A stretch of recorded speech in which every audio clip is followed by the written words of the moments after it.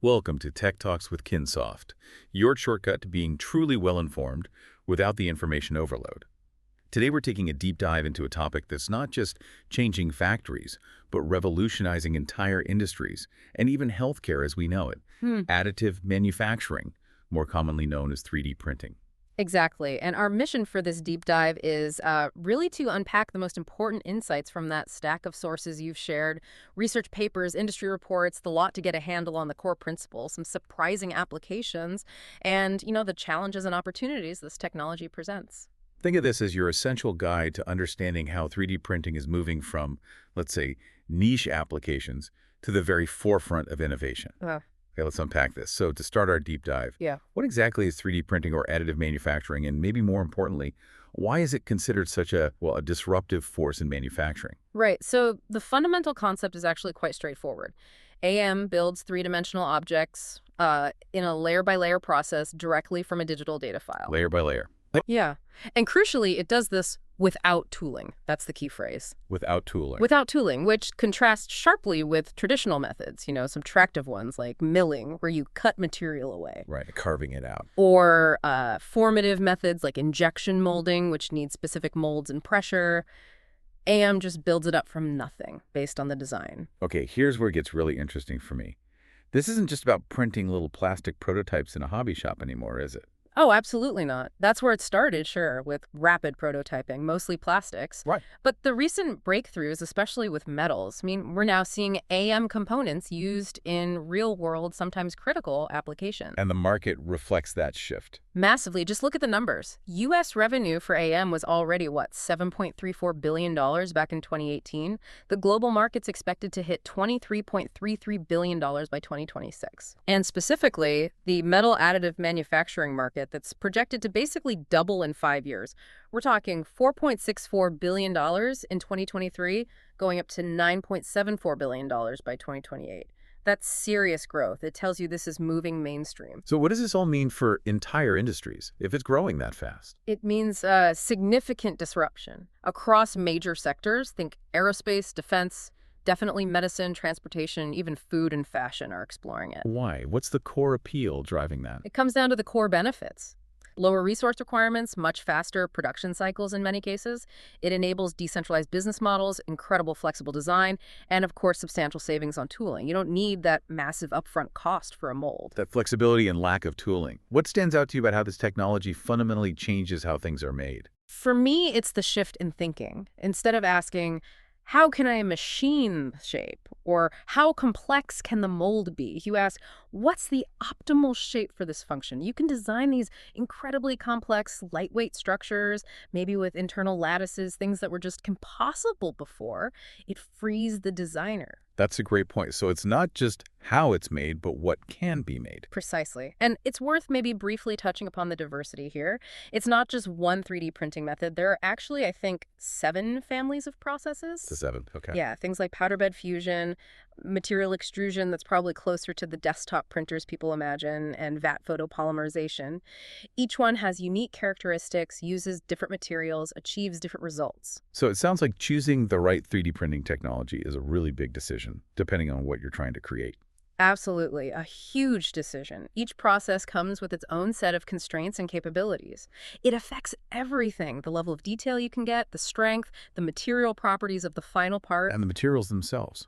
Oh, the range is vast now. Polymers, of course, but also metals, ceramics, composites, and especially important for medicine, biocompatible materials. Right, for implants and such. Exactly.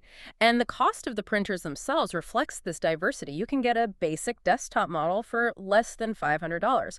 But then you look at high-end industrial machines, especially for metals used in critical things like implants, and you could be looking at upwards of $600,000. Wow, quite a range. It is. And for those high-end systems, you really need designers with expertise in what's called design for AM. They need to think differently to really exploit the technology. Okay, this is where we really dive into the why you should care part of our deep dive. Let's talk about where 3D printing is making the biggest waves right now. Where's the impact most visible? Well, one area stands out as an early and, frankly, rapid adopter. Yeah. The medical and dental sector, it's really poised to revolutionize the whole medical device industry over the next decade or so. How so? What kind of applications? We can sort of group them into maybe 5 main arenas. medical models for planning, surgical implants themselves, surgical guides to help surgeons be more precise, external aids like braces or prosthetics, and even biomanufacturing, printing tissues or scaffolds. Let's focus on that personalized treatment aspect. That sounds huge. It really is. AM enables truly personalized treatment. Think about patient-specific implants. You can create them directly from a patient's CT or MRI scan data. So it fits perfectly. Exactly. A precise fit tailored to their unique anatomy. I saw a quote from a surgeon who said, "Personalized treatment ensures that the patient gets exactly what the patient requires rather than an off-the-shelf solution that may need to be adapted for them." That sums it up perfectly. Makes complete sense. And beyond the implants themselves, you mentioned planning. Yes, it's also crucial for surgical planning and training. Surgeons can print realistic 3D models of, say, a complex tumor or a fractured bone based on the patient's scans. So they can practice. They can assess the feasibility of the procedure much more accurately. They can hold it, plan their approach.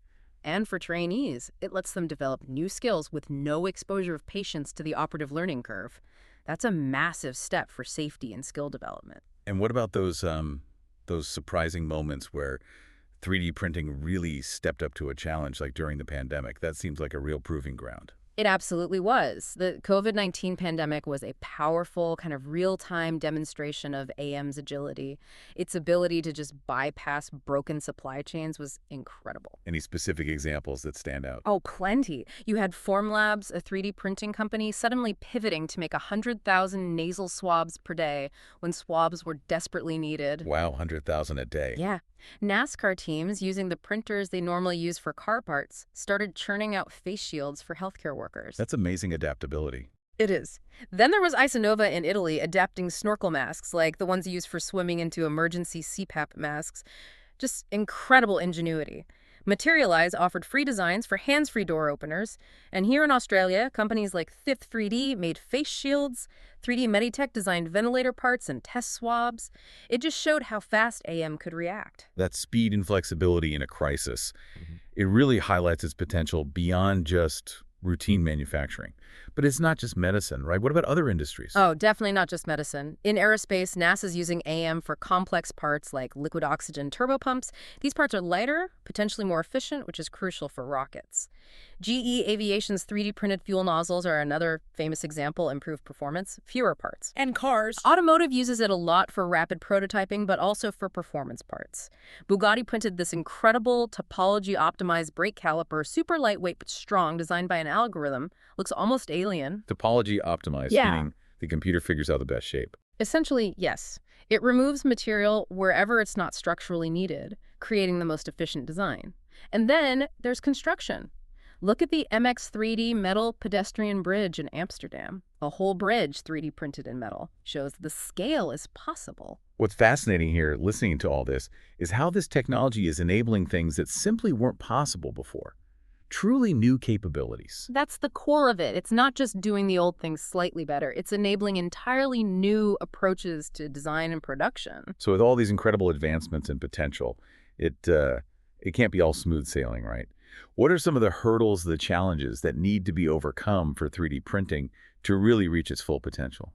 You're right. There are definitely significant challenges, particularly if we look again at that medical and surgical supply chain context. One of the biggest is the need for evidence.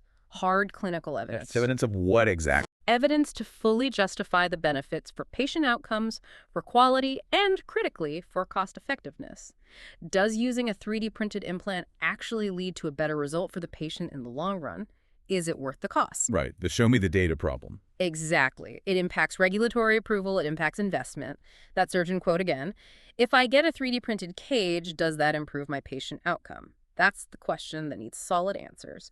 Plus, there are tricky issues around intellectual property rights for these custom designs. Okay, evidence is key. What else? Then there's costing and building the business case. The initial cost to industrial machines and the materials can be high, and it's often difficult to accurately track the entire end-to-end supply chain cost compared to traditional methods. This makes it hard for businesses, especially hospitals or smaller manufacturers, to justify the investment, particularly if they're only doing low volumes initially. So a bit of a financial risk, especially early on. Yes. And alongside that, there's limited capability and a shortage of skilled personnel. Finding enough skilled machine operators, and especially designers who truly understand design for AM, is a challenge globally. The human factor. Absolutely. Plus, you sometimes encounter cultural resistance people used to doing things the old way. And there are technical bottlenecks, too.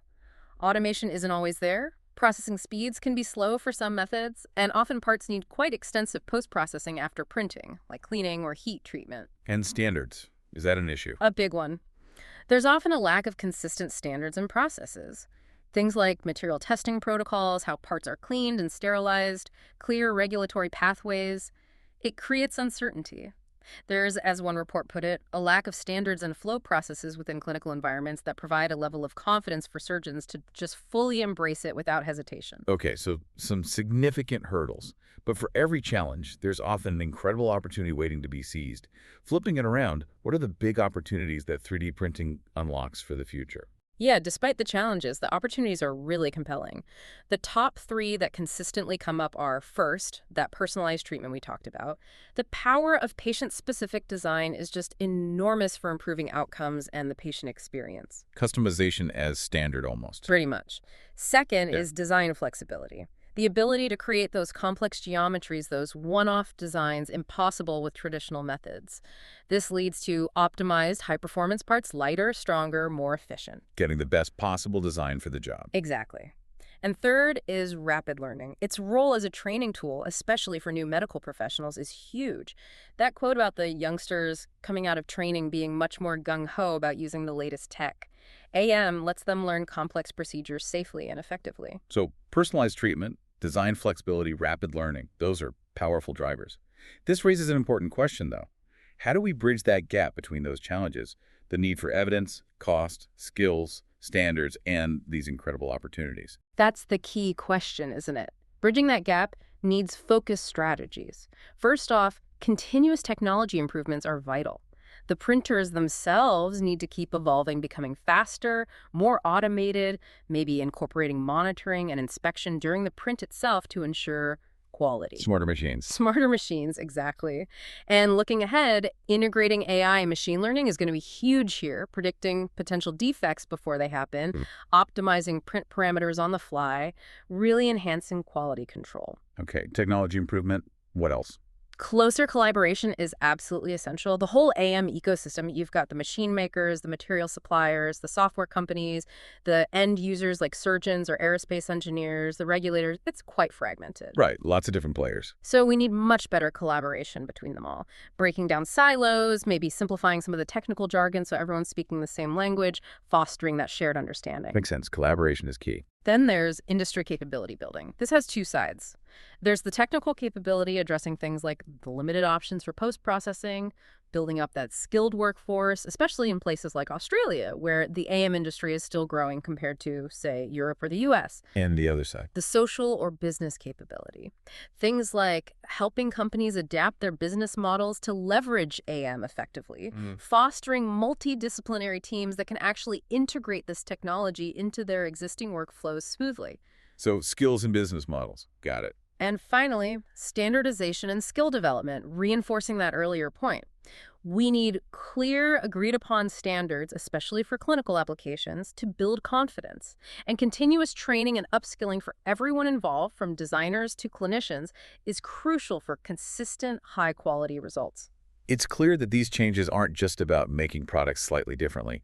They're about making smarter, faster decisions across the entire supply chain, really rethinking it from design all the way to delivery. Indeed. It's a fundamental shift towards a much more responsive, maybe localized, demand-driven way of making things. That was a truly fascinating deep dive into the world of additive manufacturing. Its impact, especially on that medical and surgical supply chain, is profound. It really feels like 3D printing isn't just another technology. It's a genuine paradigm shift, redefining how we think about manufacturing, design, and especially personalized care. I agree. That ability to rapidly produce customized, complex parts pretty much on demand, combined with all the ongoing advancements in materials, AI, it really points towards a future where manufacturing is way more agile, probably more localized, and definitely more tailored to individual needs than ever before. It forces us to rethink those traditional long supply chains and embrace new ways of collaborating and innovating. You know, as we wrap up this deep dive, what really stands out to me is this idea of almost digital atoms. The power to arrange matter layer by layer exactly how we design it digitally. It makes me wonder, could this level of precision and customization eventually extend to almost every product? Our clothes, our food even. What are the big societal questions you think might arise from that kind of hyper-personalized manufacturing future? Oh, that's a deep one to end on. It's really thought-provoking. If everything can be personalized, it raises fascinating questions, doesn't it? About consumerism, maybe we'd value things more if they were perfectly made for us, maybe less waste. But it also challenges mass production models, distribution. How would that work? It definitely suggests a future where we need to carefully balance this incredible innovation with, ethical considerations and sustainability. It's not just a technical shift, it's potentially a societal one, too. A lot to think about there. A big thank you to you for joining us and sharing your expertise on this deep dive. And for our listeners, if you're looking to discuss your security and IT needs, make sure to visit www.kinsoft.com.au. And for anyone interested in exploring 3D printing further, whether for business applications or just out of pure curiosity, you can find a lot more resources and services over at 3dprinting.zone. Definitely worth checking out to keep learning about how this tech will shape things. We really hope this deep dive has given you plenty to mull over and maybe even spark some new ideas for your own world. Until next time, keep exploring, keep learning, and keep building the future, layer by layer.